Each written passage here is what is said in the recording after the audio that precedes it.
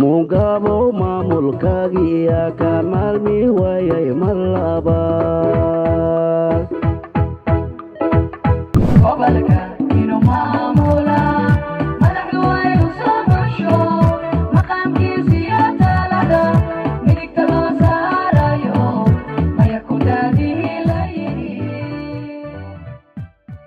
munaasabada u mahadcelinta madaxweynaha Jamhuuriyadda Federaalka ee Soomaaliya Mudane Xasan Sheekh Maxamuud ee magacaabista gudoomiyaha cusub ee gobolka Banaadir ahna duqa magaalada Muqdisho Mudane Dr. Xasan Xuseen Mungab ayaa maanta lagu qabtay magaalada Muqdisho.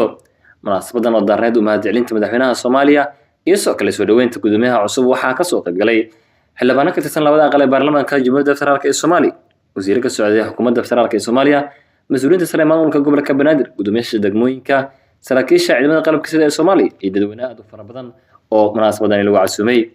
ugu horreyn mas'uuliyiin kala duwan oo munaasabadan ka hadlay ayaa waxay ka sheekeeyeen waxyaabaha ay ka yaqaanaan gudoomiyaha cusub ee gobolka Banaadir ahna duqa magaalada Muqdisho.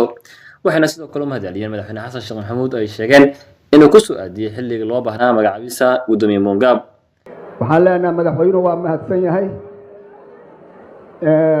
lama seegin runtii xulashadiisa waa ku soo dhaweynaynaa qiimaha leh bulshada xamarna waxay u tahay midda Soomaaliyeedba horumar iyo faa'iido. madaxweyne waa mahadsantaan leenahay mar koobaad iyo mar labaad iyo ka badanba. mudane gudoomiye soo dhawow, waxaad ku soo dhawaanaysaa gobolka Banaadir aad horay u taqiin.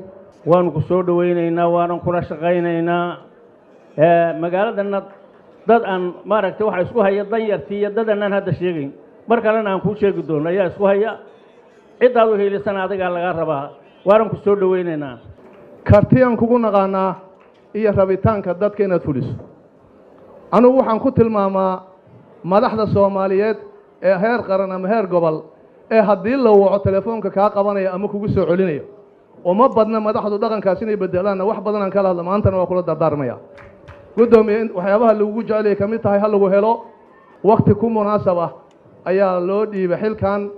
gudoomiye waa lagugula shaqaynaya, ballanqaadka halka ka yeerana waa maqlaysay. waxaan rabaa inaan u mahadceliyo madaxweynaha Jamhuuriyadda Federaalka Soomaaliya Dr. Xasan Sheekh Maxamuud. xasan Sheekh Maxamuud gobolka Banaadir magaalo madaxda dalka Soomaaliya waa u hagar baxay si aan caadi ahayn ayaan u leeyahay. waa u hagar baxay bacdama uu Generaal Mungab soo magacaabay oo maaragta loo baahnaa oo dalka xaalad xasaasiya marayo ayuu soo magacaabay. waxa way Dr. Mungab xasan maxamed waxa waaye nin la yaqaano shaqadiisa. Soomaalidana waa ku soo celinaa mar labaad sadar muuqdo su'aal ka dhan. waxaan halkan ugu mahadcelinaynaa madaxweynaheena Jamhuuriyadda Soomaaliya Xasan Sheekh Maxamuud oo mar labaad noo soo magacaabay gudoomiyaheena.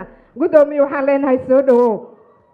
gudoomiyaha cusub ee gobolka Banaadir ayaa durba bilaabay dhaqaaqyo cusub taasoo kor lagu qaaday shaqada maamulka gobolka Banaadir. gobolkan horaan uu soo shaqeeyay waa la socotaan, laakiin gobolku 10 sano ka hor meeshuu joogo maanta ma joogo. hore u socday. marka insha Allah taala waxaan ballan qaadayaa howlaha wanaagsan ee qabsoomay inaan halkeedii ka sii wado. meelihii aan isleeyahay gaabisa ka jirana inaan ku dadaalo sidii loo dhameystiri lahay oo loo casriyeey lahay hadii Ilaahay yiraahdo. waxaan aad uga shaqay doonaa hadii Ilaahay yiraahdo arrimaha amniga magaalada nabadgelyo ka jirto 3 sano oo la isku haleyn karo. waxaan u mahadcelinayaa hay'adaha amniga. waxaan bulshadana ka codsanayaa adinkan inaad ka qaadataan kaalinteeda kaaga aadan. waxaan ballan qaadayaa shaqooyinka wanaagsan ay socdaan si hormariyo gaar ahaan dhinaca dib u dhiska magaalada.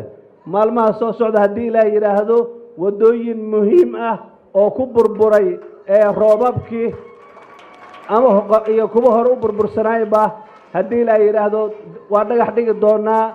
dib u dhis ayaanu ku sameey doonaa hadii Ilaahay yiraahdo. ay ugu horeysay kamid tahay wadada Zobe oo hadda roobkii ugu dambeeyay ku burburtay. si dhaqso ah ayaa loo dhagax dhigay hadii Ilaahay yiraahdo iyada iyo wadada Banaadir iyo wadooyin kale oo diyaarsan. يعني magaalada hadda waxa nooga furan maamul gobolka Banaadir ku dhawaad 50 iskuul oo lacag la'aan ah oo maamulka gobolka Banaadir. maxamed ruuxa fi Somali TV. IBS Bank waxa uu ku hayaa kaarar caalami ah oo aad kala bixi kartid lacagtaada adduunka meel kastoo aad tagto waana bangiga keliya ee bixiya adeega Visa Card guud ahaan dalka noocyada Mastercard ee ka helaysa IBS waxa ka mid ah Classic Mastercard iyo Well Elite Mastercard noocyada Visa Card ee aad ka helaysa IBS na waxa ka mid ah Classic Visa Card iyo Infinite Visa Card